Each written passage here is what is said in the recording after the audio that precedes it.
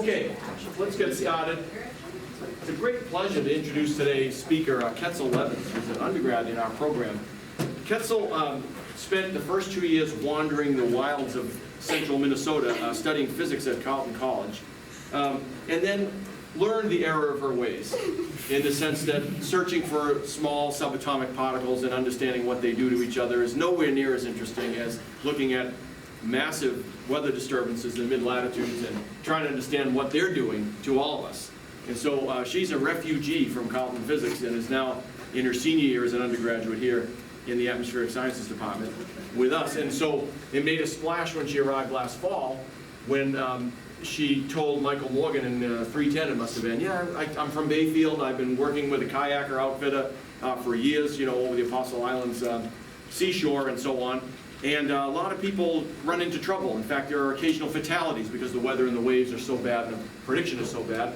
Why don't we try to run a mesoscale forecast system up there and try and gather all the weather information that's available up in that region so that people can kind of get access to it readily before they take off in their excursions. And so Michael and I looked at each other and said, wow, this is quite an amazing individual. Let's try and take advantage of her energy and put together a Baldwin idea, a Wisconsin Idea Baldwin proposal, which made it to the finalist category. Didn't succeed last year, but not because of Ketzel's lack of hustle. She had talked to Chamber of Commerce, Mayor of Bayfield, people at the Weather Service, people in the Park Service. Every time we turned and said, oh, we should probably figure out who we should talk to in this region, she said, oh, I've already made several contacts every single time. So, I mean, the premier organizer, she's like a mini Rossby in terms of getting these things organized. And so, so she's had a really great year and a half here at Wisconsin so far, and then over the summer she went to, while we were still waiting to hear if we were going to be doing any work on the Apostle Islands, she went to Scripps Oceanographic Institute in San Diego, worked with Marty Ralph's group on, and it's an extensive group, really big group. I met some of them just last week, working on atmospheric rivers, and that is a big water supply issue in the state of California and on many of the states in the West Coast, but especially so in California. So the summer work that she did is really what we're going to hear about today. What's the difference or what's the similarities between North Pacific atmospheric rivers and those that are ingested into storms in the central United States? And so, with no further ado, Ketzel. Thank you. You want that light off, or is that okay? It doesn't matter. Okay. Well, that was a longer introduction than I was ready for. But what we're going to be doing today, and what I did over the summer essentially with the Center for Western Weather and Water Extremes, which is a part of the Scripps Institution of Oceanography, is essentially looking at two different case studies. So atmospheric rivers, and I'll get into the basics of those in a little bit, are a phenomena that are well documented on the West Coast as a part of an extratropical cyclone in the Pacific. So I'm going to look at one case study on that side where it's an absolute confirmed AR, and then I'm going to be looking at a continental extratropical cyclone that we saw also this past February, and the AR that I identified within that. And I'll just put out there, because I know how these things can work sometimes, that if we could hold all comments and questions until the end, unless it's a point of clarification, that'd be fantastic. So these are the two storms that we're going to be looking at. The West Coast storm was dubbed the Valentine's Day storm because of the time that it hit. Between the 13th and the 15th of February, we saw an atmospheric river, or AR, so I'm going to call it throughout the presentation, hit the entire state of California.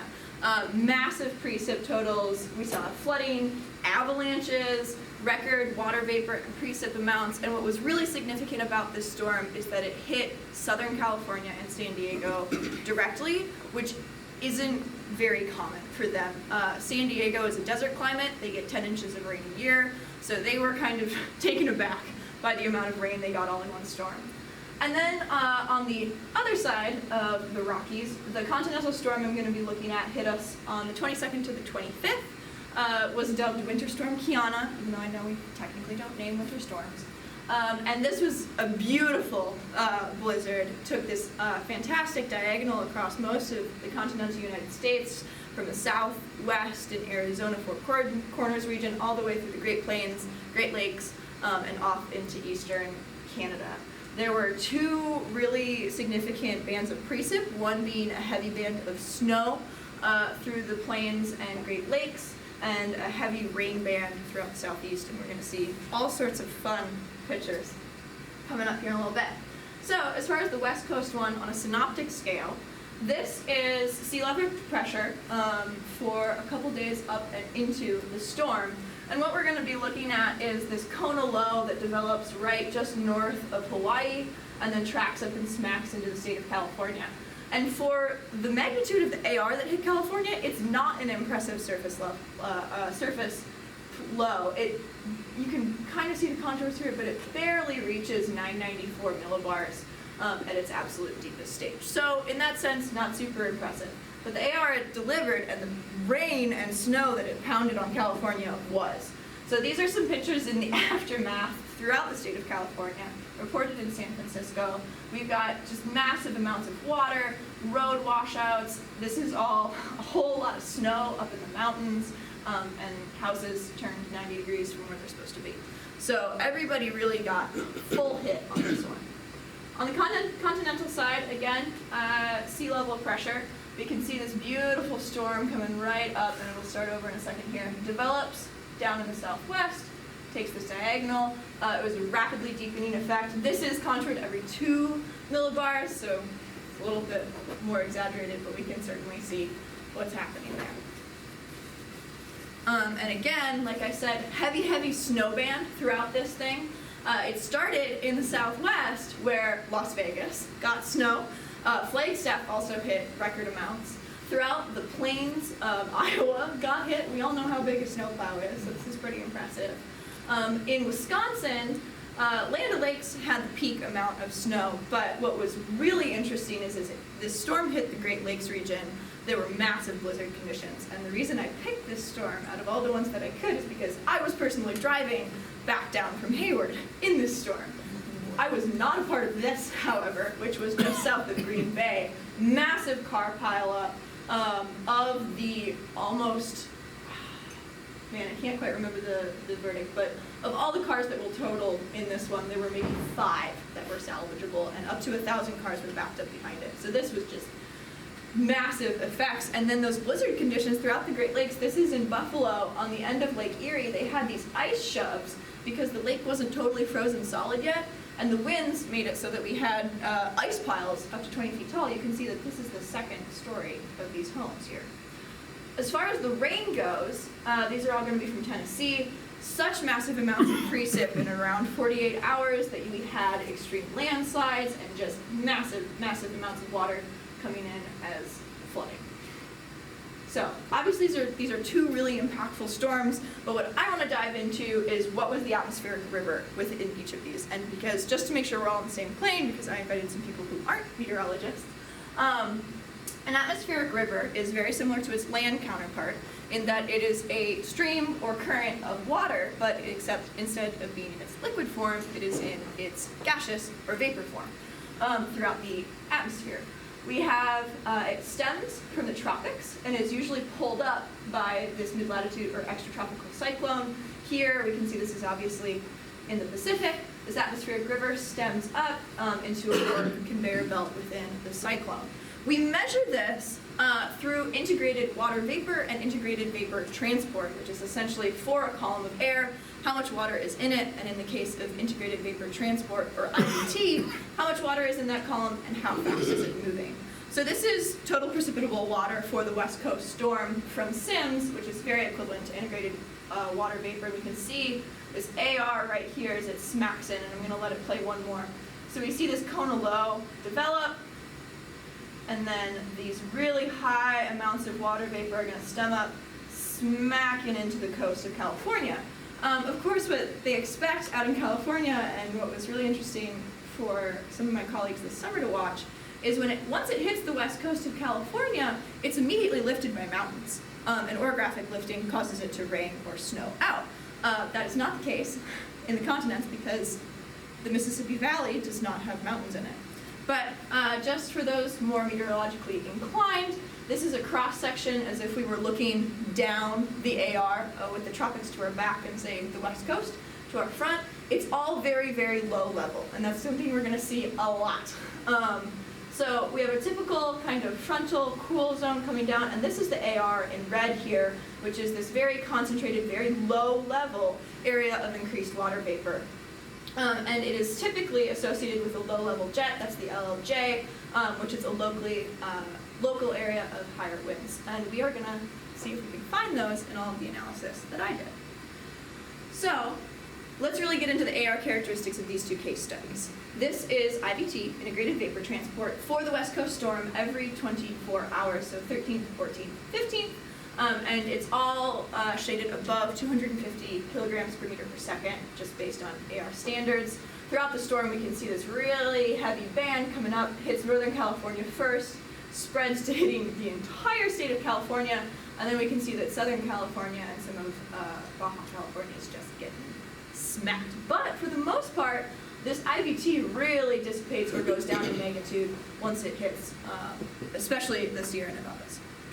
This is precip totals, 48-hour observed precip for this area. It obviously extends beyond this, but this is just where the people that take these precips are located. But Northern California gets hit. It's not as unusual for Northern California to get this amount of rain. They have a rainy winter season. This is where ARs are typically hitting, but we can see down in Southern California, and I apologize for those in the back, you're going to need to look at the TV screen, down near Los Angeles and San Diego, they're getting very similar amounts of magnitude of precip as the Sierra Nevadas are, and they're just not prepared for that kind of thing. Something that the CW3E, the people I worked for this summer, do, specifically Marty Ralph, they've created a category scale for these ARs, similar to what we do with hurricanes, just to encourage people to understand the effect that these storms have.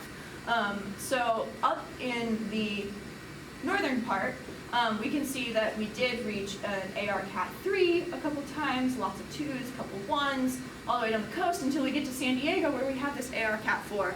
Then this is all based on how much precip we get, how much the area is used to getting, how long it is, or how long the precip has lasted, and what kind of effects they see from that. So this is a really potent storm, if you haven't gotten that already. On our side of it, so what I did is, because the first thing I needed to do was make sure that there was an AR within these continental storms. And I remember growing up, the weatherman on the TV would always tell me, oh yeah, we've got these winter storms and we're, all of this moisture's coming up from the Gulf of Mexico. And I sat there and thought, well, does that mean that I'm getting affected by an AR? Long story short, we are. But looking at this IVT, it's very different from that we see on the West Coast. These specific storms kind of stem up from the Caribbean into the Gulf of Mexico and then right up into the Mississippi Valley. This extra part that we see on the side, and this is on the 22nd of February, right at the beginning of the storm, this is a residual from a storm that came through before. There was kind of this constant path of storms that was going through. This is the one I picked, and on the 22nd is when the Weather Prediction Center's storm summary of this starts, so that's where we're going to start as well. I identified ARs by eye, looking at reanalysis of IVT. Typical parameters are at least 1,500 kilometers long, a length that is at least twice as long as the width, and all of those are within a contour of at least 250 kilograms per meter per second or above. And yes, throughout the entirety of the storm, we are going to meet that, if not very much exceed those parameters. So starting on the 22nd, we can barely tell that our low is really forming in the southwest. Onto the 23rd, we can see the development of that cyclone, and again, that IVT that's coming over. Any of the stuff that's coming over from the tropical Pacific really rains out in the mountains of California, so while this looks significant at this scale, if you look at where the water vapor is, that's not coming over as much. It's mostly coming up from the Caribbean and through the Gulf. Really, and these are happening by 24 hours, I'm sorry. As we get into the core of the storm and right as it's going into its deepening stage, this beautiful length of IVT that's coming up from the Gulf. It has, in a sense, and this is how I think of it, disconnected from the Caribbean at this point, so we're no longer seeing that perfect path coming all the way through like we were before, but it's pulling up from the Gulf, and the amount of IVT that we have here is just absolutely fantastic. And finally, on the 25th, when the storm's pretty much over, all of this IVT is pretty much completely moved off the East Coast, and this storm is moved up and is pummeling, looks like, almost Quebec, right on the border there. All of the little dots that you see on these were put in by hand by me, and that's anywhere that you're going to be able to find a radiosonde site in order to get that kind of data, and that's going to play in later. So, yes, we have an AR in this storm, and we're going to continue knowing that we do. So we're not going to question that anymore. Precip totals for this storm, this is going to go 24 hours. Each time we can see here at the very beginning on the 22nd, it was when you were seeing that snow in the southwest. And this rain band is going to be pretty much a continuous feature throughout most of this event. On the 23rd, the snow band's kind of starting to set up. We're seeing some stuff moving more into Colorado. Again, heavy rain band in the southeast there. The 24th is when everybody's just really getting it. And this is when I was right here driving south. But this beautiful, very linear snow band throughout the plains and Great Lakes. Again, Land O'Lakes was the winner right about there.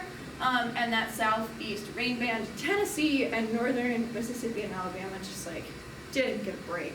And again on the 24th, this is mostly just to show you that the storm for most of the continental United States almost totally over. Up in the very northern parts of Maine, we can see the influence of that storm still, but everything over the Great Lakes is all lake effect at this point, and then we can see our next storm that was about to hit us moving in over the northern Rockies. If you remember last winter, we kind of just didn't get a break, which I thought was great. So what we're going to be diving into is we have these two AR features within both of these storms. Are they similar? Do the ARs that we see in our continental storms mimic or somehow mirror the ones that we see on the West Coast? And if so, where can we go from there?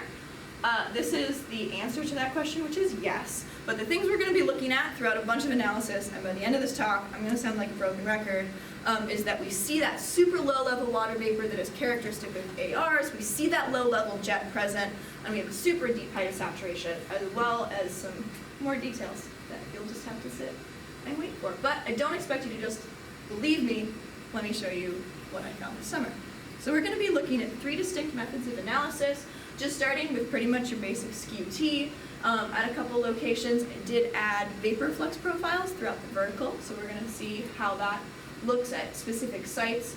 A sort of quasi-Lagrangian analysis in a sense, where we're going to take cross sections in a long AR and a cross AR profile that's identified through where those really high points of IVT are. The ones on the West Coast are going to be from the dropsondes that my center did over this winter during their AR reconnaissance field campaign. And then the ones further in the continent are all going to be pretty much from radiosondes. And then a more Eulerian analysis with meteorograms at specific locations based off of where they were within the primary IVT and where they were within the precip bands. If anybody recognizes this, this is from our polar vortex last winter when we set off our own weather balloon. So let's get into it. Skew-T diagrams first. So this is taken off the pier at the Scripps Institution for Oceanography in San Diego, where I spent my entire summer. Really beautiful, deep height of saturation and super low level vapor transport. That's what this line on the side here is, which is essentially just telling us that at this very low level, mostly below 2 kilometers and definitely below 3, that's where all of our water vapor is and where it's being transported. So this is beautiful. A lot of you are going to say, why does this cut off at 250? Because this is going off of the pier in San Diego and then immediately over the continent, they lose connection. The radiosonde's a lot faster as it goes over more mountainous regions. From Nashville, because if you remember, Tennessee was really in the core of that IVT as well as that heavy precip. So this seems like a perfect place to pull from. You can also do Birmingham and you see a very similar structure. Not quite as detailed, these levels aren't, this data isn't taken at quite as many levels as this one is, but again, you're seeing a lot of similarities in this deep height of saturation, slightly raised up, but still low level vapor transport happening there. And this is on the 24th, which is kind of smack in the middle of the storm. This is the 14th, again, smack in the middle of their storm. Moving on to our kind of quasi-Lagrangian sense, and this is where we're going to get into our 3D images in our mind. This is the West Coast storm on the 13th, so really before it smacked into the West Coast a whole lot. the across AR section, you can see in blue here where this is. So this is as if, again, the moisture transport is at our back and we're looking down the AR feature here. Super low level contours, that's what's shaded in blue of that water vapor, or vapor flux, excuse me. So all low level underneath 150. Wind barbs are plotted at each drop zone location, so we can see we do have higher winds happening in association with that higher level vapor flux. And then this is potential temperature coming down, and if you'll remember that cross section that I showed at the very beginning of a typical, stereotypical AR feature, it sits right on that frontal boundary. So we can really see that quite clearly in an event that we know is a confirmed AR. On the other sense, looking along the AR, so this is as if we were kind of standing right here looking at it as it was going from our left to our right. Not quite as pronounced, kind of simply because of the nature of where these drop zones were placed, but we can still get a similar idea that's happening here, which is super, super low level flux, rises slightly at the very front of it, and yeah, that's really the feature that I want you to notice here, is that we have that low level flux right along with that core IVT. So, can we see something similar when we go to our continental sites? So these are the two transects that I'm going to take. This is IVT, which is the image we've all been looking at this entire time, both taken on the 24th. I could have showed you the entire event every 6 hours, but I don't think any of you would have stayed to watch that. So we're going to look at just one time period, but you have to believe me, it all looks very similar. This right here is just integrated water vapor. So it's just how much vapor is in that column. And so you can see these transects line up pretty well, taking IVT and putting them on top of integrated water vapor. The across AR, so again, AR or moisture source is at our back looking down it. Boy, doesn't this look familiar. We have this low level water vapor here, and these I made myself instead of pulling them from the CW3E, so they're going to look a little different. I'll walk you through it. Again, the shaded color in the back is that vapor flux that we're seeing, very high levels. You can see the wind barbs at each radiosonde that these are gathered at, and then the winds are interpolated in white in between those two, just because we didn't have as much close density data to deal with here. And then just the first couple contours of potential temperature are outlined as well, and we see so many similar features that are happening here with that low-level water vapor, like I said, this local increase in winds that is happening, sitting right on that cold structure on its left. In the along AR feature, so it's going from our left to our right, we're looking at the side of it, very similar in the sense that we have low level increases slightly towards the end with those kind of local maxima in winds that are happening. They are going to be a little different because they're not exactly the same storm. But there isn't quite as much. This is when the AR has started to move more on land and we don't have that connection as much to the Gulf. So we don't see as much of this trailing feature as we might have seen before. But overall, if you don't look too intently detailed at it, you can see a lot of similarities. So moving ahead in our kind of Eulerian sense, we're going to look at a couple meteorograms from two different locations along the west coast. The first one being Oakland or San Francisco. So this is now in time, being a meteorogram. So your x-axis is time from 0Z on the 12th of February to 12Z on the 15th. Again, and then each one of these is a vertical radiosonde that was released in Oakland. And we can see that as the AR comes onto land between 0 and 12Z on the 13th, we see that increase in water vapor come in, all super low level, comes in even more with this drop in temperature as well as local maxima in winds.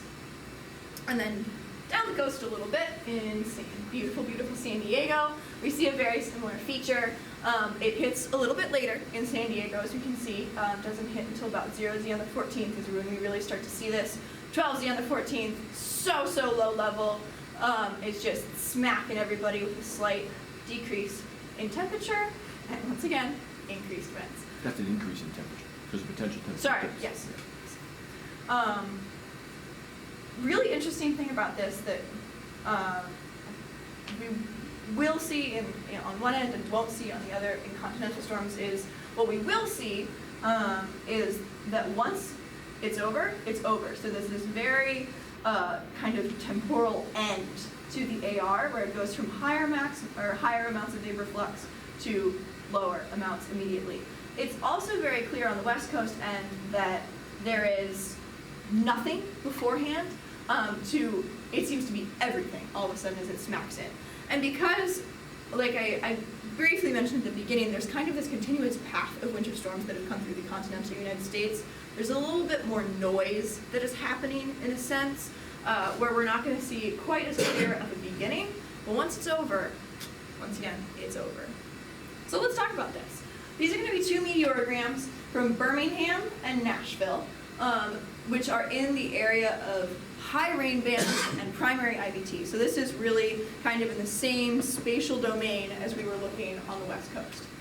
In terms of Birmingham, beautiful Alabama, we, again, like I mentioned, we have some of those, that noise coming in. And I think quite a bit of this stems from that storm that was leaving as we're looking at this one. But 24th, or end of 24th, end of the 23rd, beginning of the 24th, that's when we see that AR move in with those winds increasing as we come through. So we can really see that beautiful kind of progression and an abrupt end once this is over, which is partially thanks to the fact that this was the end of the line of storms, but also because that's when the IVT is totally moved off of the southeast part of the United States.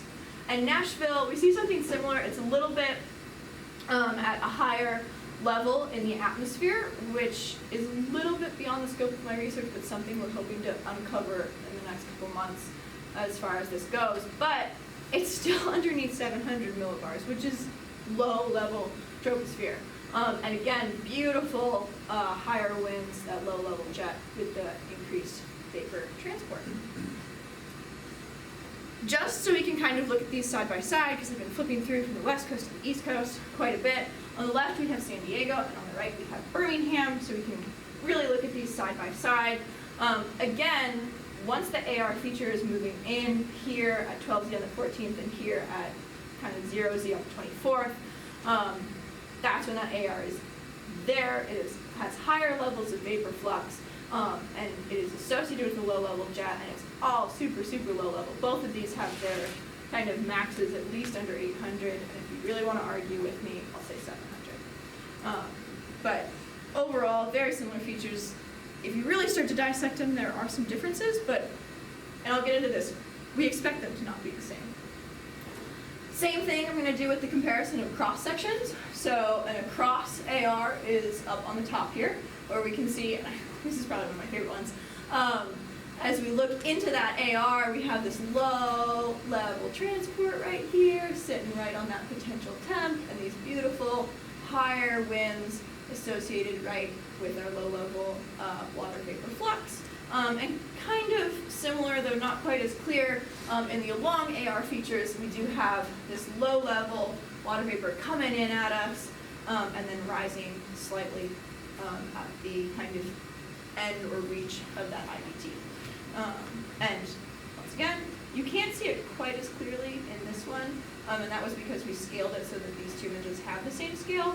We have some higher winds in here, and we definitely have locally higher winds on the continental side of things. So I kind of sound like a broken record throughout the majority of this presentation, and I know that, but just in case you didn't hear me the first couple hundred times, I'm going to repeat myself. So yes, there is this evidence of an AR structure within the continental storm, and this is something that was documented before. It's not like there's no research on it, but it's a lot less talked about than it is on the West Coast side of things. We see so many similarities between the two with the essentially 5 weeks of analysis that I ended up doing this summer. In that SKU-T, we saw that deep saturation when we're in the middle of that AR event that goes well high up to the atmosphere, almost to 500 millibars on both of them.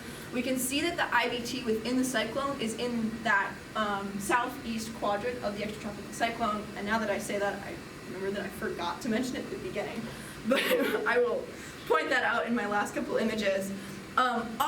Most of our low-level vapor flux is below 700 hectopascals, which is low level, most of the images we looked at, it's below 800. This is really low-level vapor flux that we're looking at. It's smacking us right in the face of the surface. We do see the presence of those high winds and low-level jet with that increased vapor flux. Those line up and positively correlate beautifully. I forgot to talk about warm air reduction, so I'm not going to mention it, as well as the other one. But a couple things to note. Yeah, these aren't perfect mirrors of each other. I know that. I just skipped over it a little bit. But we have to realize that these are taking place in very different locations, first of all. So the West Coast one, this West Coast AR, it's over the ocean for the majority of its lifespan. It hits California and rains out, and it's done. So it really doesn't see a whole lot of land beneath it. Whereas in the continental one, because it's coming up through the Mississippi Valley, it's hitting the southeast, it's like in Ohio for a hot sec, and then it's blasting off over the East Coast, it has a lot more happening below it in terms of the interactions that that storm's going to have with the land. We do have this excess kind of noise that is present in the wind and vapor on the continental side of things, where everything on the West Coast is very clear-cut and beautiful, and you're like, ah, yes, the AR feature, it has arrived, and now it has gone away.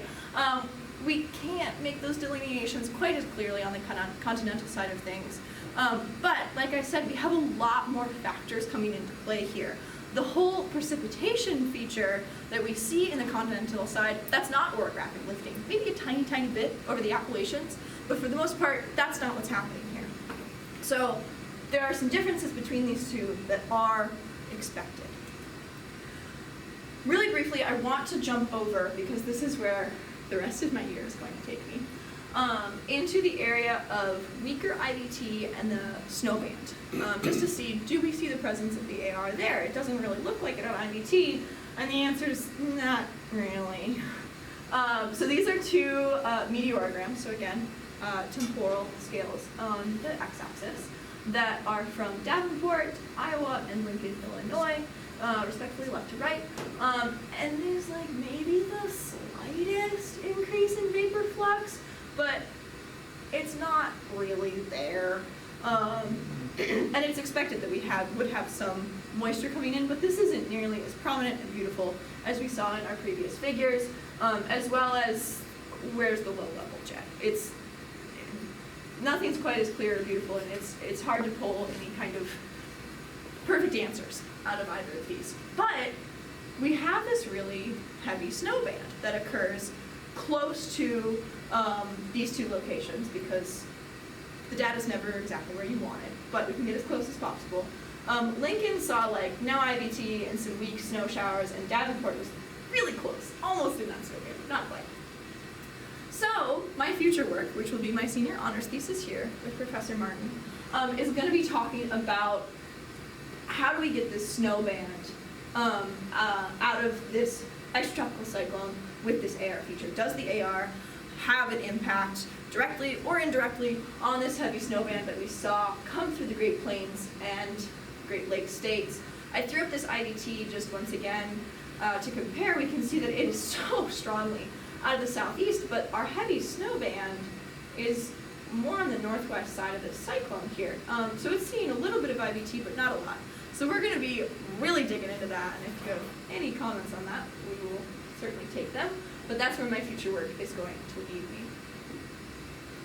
Really briefly, before we get into any kind of discussion, I have many, many things to give for my summer experience. I first have to thank Jonathan Martin, who wrote my letter of reference for this program, as well as these are a whole lot of names that most of you don't know, but Anna and Julie were my main mentors. They heard every dumb idea and every smart one that I had.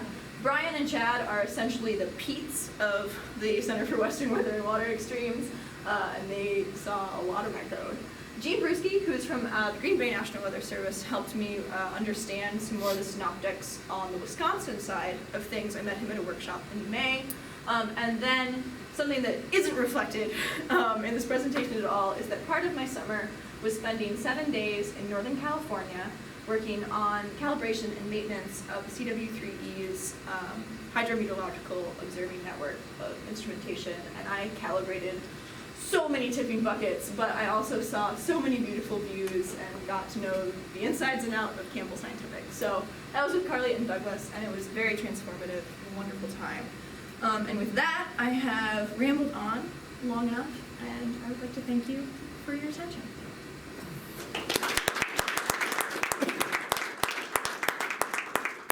Open it up to questions. Yeah, the one thing I always bring up in these talks about atmospheric rivers is the existence of a tropical plume. Tropical plume being much deeper going up to the tropopause. It seemed to me, especially in your time plots, in every one of those, and the ones you had you had a few plots that went up higher.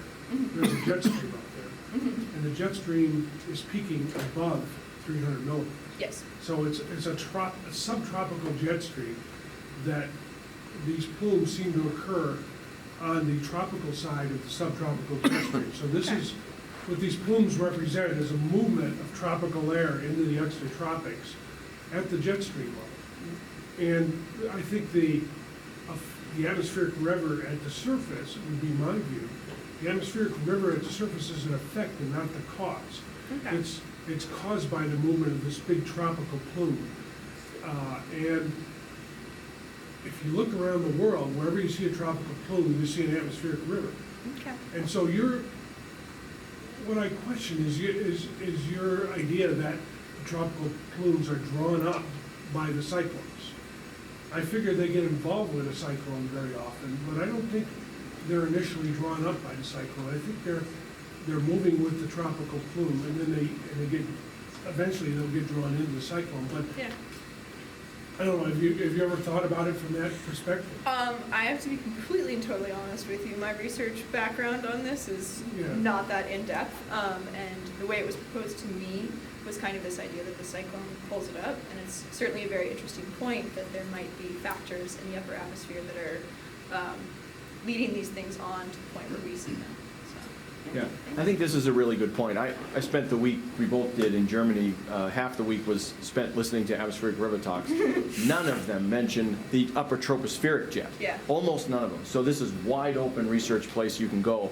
And there's no doubt that elements of what Greg is saying are right on target. Yeah. I think that the Nashville sounding, particularly the sounding, not so much the meteorogram, the sounding at Nashville puts the tropopause at 180 millibars. You can see it right there. Yeah. And there's the jet core at 180. That is not a polar jet. That's a subtropical jet. And that Yeah. thing is roaring into continental North America. And I feel like I'm Greg all of a sudden with the beautiful Sawyer Elias circulation dragging water vapor out of the Gulf of Mexico. Yeah. So one has to think about that broad structure. Luckily, Ketzel, none of the people at CW3E have done that yet. No. And so it's completely open to you. Yeah. And I think this is the one thing that this really interesting phenomena, atmospheric rivers, needs now to incorporate in the way that people look at them is some reference to the larger scale jet dynamics that drive it. And I don't mean low-level jet. That's an artifact of the cyclonic development, which is interesting. But the whole upper tropospheric jet, tropopause level jet, and that will hopefully also give us insights into what's going on in the middle latitudes. I really like those meteorograms at Nashville that come later, I think. These guys? A little bit further, the ones where you're looking at what you said was really weak water vapor transport. Oh, in Davenport and Lincoln? Yeah, These they guys? are weak. The numbers are smaller. They're in the 150-ish range kilograms per meter per second. However, the thermal structure is so intriguing. Oh, Those red yeah. lines are potential temperature. Theta E is going to be even more of a valley. And you are looking at water vapor transport right through the trowel in the occluded sector of the storm. These are absolutely beautiful. And that's going to be at different elevations the further away you are from the center of low pressure at the surface. So that's where we can make our money on this study, is really understanding that. And in addition, driving the tropopause level jet into the story. So there's a lot of good ground to But cover. the other thing about this is to never lose sight that the jet is the boundary of the plume. The jet is not the plume. The plume is a much broader structure. So these atmospheric rivers are formed on the western boundary of the plume. And the plume includes cooler air with northerly flow on the eastern side. And the whole plume is moving poleward with an anticyclonic circulation within it. And that forms a frontogenesis effect on the western side that concentrates that moisture and produces a river. Yeah. But the whole plume is the dynamics of it. Yeah. Great. I'm certainly not arguing with that. Sorry Professor to Weimont, chime into this. There's a southwest to northeastward orientation of all of this, which means that the group velocity of waves is southward. which means it is originating from dynamics in the mid-latitudes, not from the tropics. It is being dragged up due to processes from the mid-latitudes that are propagating equatorward and hence drawing this up. We also see this in the atmospheric river that you showed as they gradually progress southward. That's also consistent with a southeastward root velocity. And so it seems to me that the tropics are really the tail on the dog in this case, and that the dog is the mid-latitude cyclone. Just to, I don't know if I'm, I mean, it seems like, so just to be devil's advocate back here, and throw a contention to it. But the other question I have with that, I guess, is,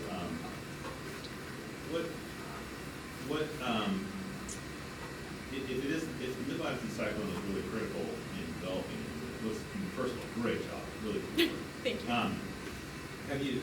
Sometimes we learn a lot by doing the case study of the counter example of a mid-latitude, like a frontal situation that you would not have called an atmospheric river. And to see, is there anything different about the moisture transport and structure that we see there? Yeah. And I wonder if you've done any of that or thought about that. I haven't done any of that to premise this. I pretty much just started by looking at reanalysis of IVT because that is how they identify ARs at the CW3E. But I think that's extremely intriguing to see, you know, what differences or possible similarities we would see in that kind of case. Yeah. Yeah.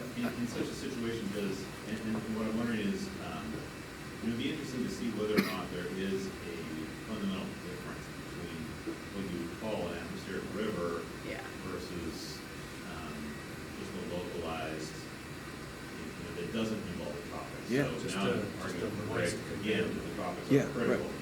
in this, Right.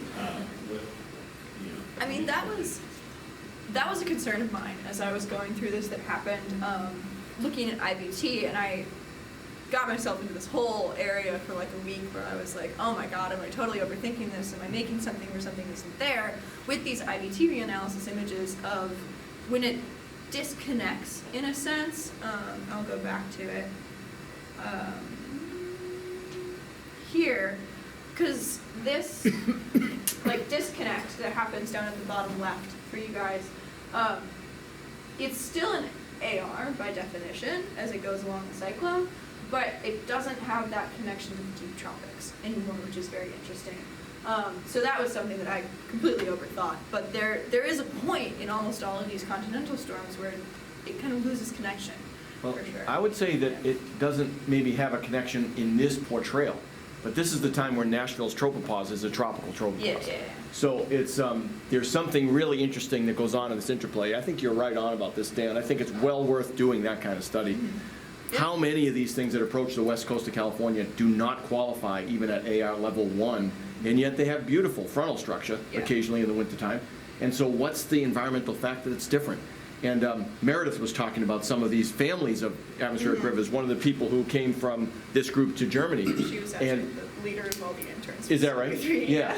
And what was obvious in the panels, she wasn't thinking about it from this perspective, but it was obvious to several of us, is that these are all occurring with retracted jets across the Pacific. You mentioned And the Kona Low is a feature of the retracted jet environment. So there's something really interesting about the large scale that does differentiate from one environment to the next. And I think it's, like I say, it's remarkable that there's so much low-hanging fruit here on this problem, but that's one aspect that's really low-hanging fruit.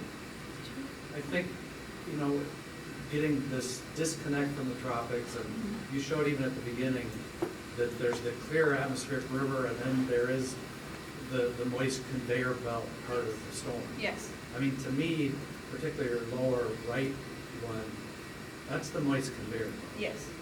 And I would look, you know, when you looked at your southeastern soundings, you do see a rain band that's consistent with your IVT flux. Yes. And that seems like that has some atmospheric river behavior. But when you're looking at Davenport, that's frontal precipitation. Yeah. I mean, the precipitation's lined up with the front, and it's not lined up with the IVT. But it still needs moisture, and it's certainly not getting it from Canada. by No, any it's means. getting it Yeah. from, but then that's just a classic, that's a baroclinic life cycle. That's that's the moist conveyor belt. It's a different Yeah. process. Yeah, it's To the me, it's a tr- different process. It's the trowel than the airstream. atmosphere. It's the piece of the moist conveyor belt that goes around cyclonically, and it Right. just gets ripped along the Yeah. position of the But cyclone. that's the northern part of the atmospheric river over the Pacific. too. Yeah, how does it get there is a good question. How does the water vapor So get there? I At would what try, levels? I wouldn't push it so far as to say the snow band was an atmospheric river. To me, the snow band. Oh, that's certainly not what I'm saying, and I'm Okay. sorry if it came Okay. off that way. It sounded like that Yeah. was the next phase of your work. It's more trying to figure out, I would say, the indirect effects of the AR on that Yeah. snow band. Yeah, where does the that- water vapor, how does the water vapor get up there? Yeah, Is a really reasonable question. instead of where we can pretty much, I should be careful how much I try to do this. But it seems that the AR has a very direct effect on the rain band. In the southeast. Yeah, in the southeast, absolutely. yeah, where it's very different for the effects on the snow band, yeah. But one still needs to describe what wrings the water vapor out of the atmosphere to Yeah. produce the rain band. It's probably fundamental, so not complicated, but many of these studies still don't do that. They just say if the atmospheric river traverses this geographic location, it's going to rain heavily. And that's good in California because, like you said, you have topography. You can Yes. just wring it out that way. But when you're over here, you better have a mechanism. Otherwise, it's a little bit of magic, Yeah. hocus pocus. It was very interesting. I gave a version of this presentation to the CW3 at the end of August, and they all had me go back to these images, and I kind of just had to sit there and look at them for a little while because they're just not used to seeing this IVT come over land. Mm. They're like, this is so weird Mm. to look at for them because it hits the West Coast and it's just Yeah, it gets It's shredded, gone. right? yeah. Any other questions or comments? Fantastic. Awesome. Well, Okay, I'm- we'll just have one more round of applause for. Thanks. Thank you very much. If you have any